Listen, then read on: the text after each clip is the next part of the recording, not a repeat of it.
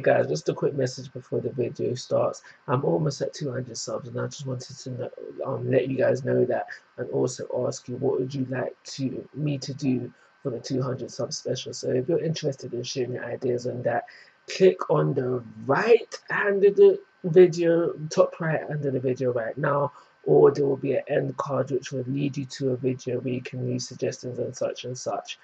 Yeah, let's get into the video now. Hey guys, how you doing? This is Manga, etc. And I'm here today to bring the review for My Hero Academia episode number 19. And now quite a few things happened within this episode, but I'm going to really keep to the most important things.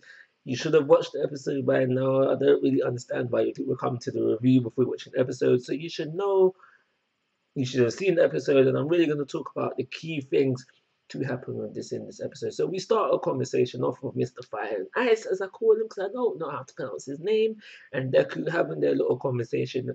In this conversation, we find out a few things.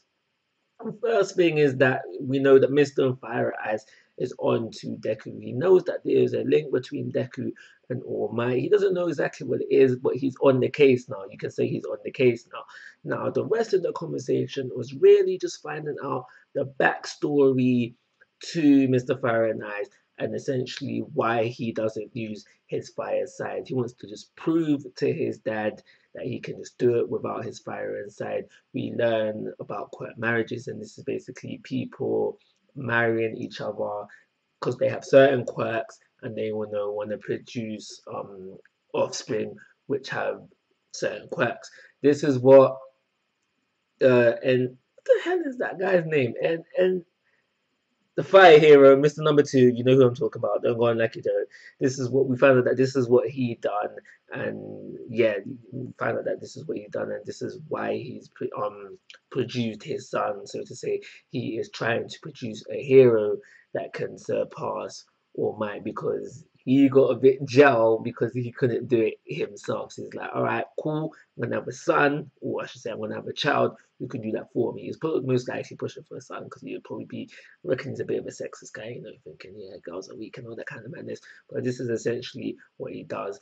Also, during this conversation between Deku and Mr. Fire and Ice, we find out that the mom, Ice Quirk, obviously, and she just calls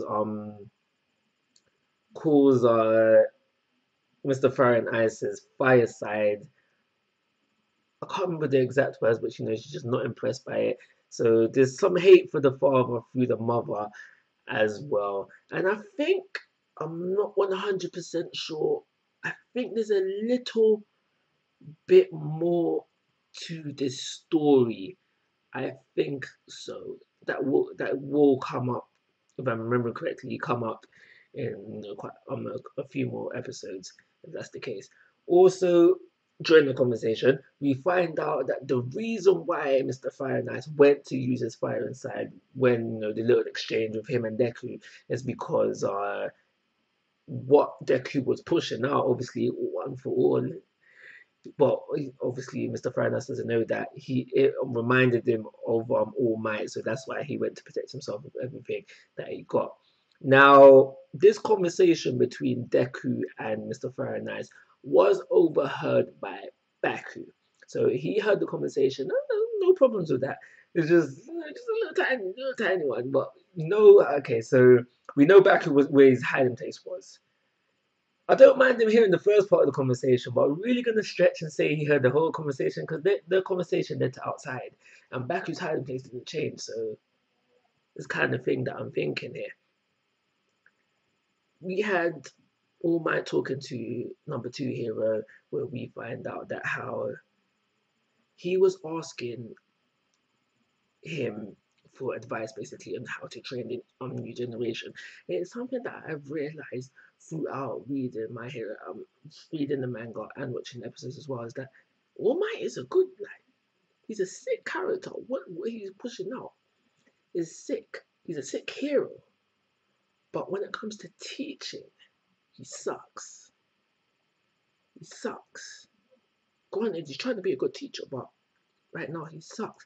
And there's a bit in this episode as well where Deku is preparing for his next fight, and he's like, yeah, alright, cool. Something on the lines of, right, yeah, cool. So you can use one for all 100% now, yeah, right?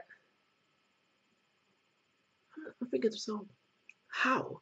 The last time you spoke to him, he couldn't do it. There hasn't been much time of a gap of time of between then. So when exactly was he supposed to learn it? And you're expecting him to learn it by himself? As a teacher, he sucks.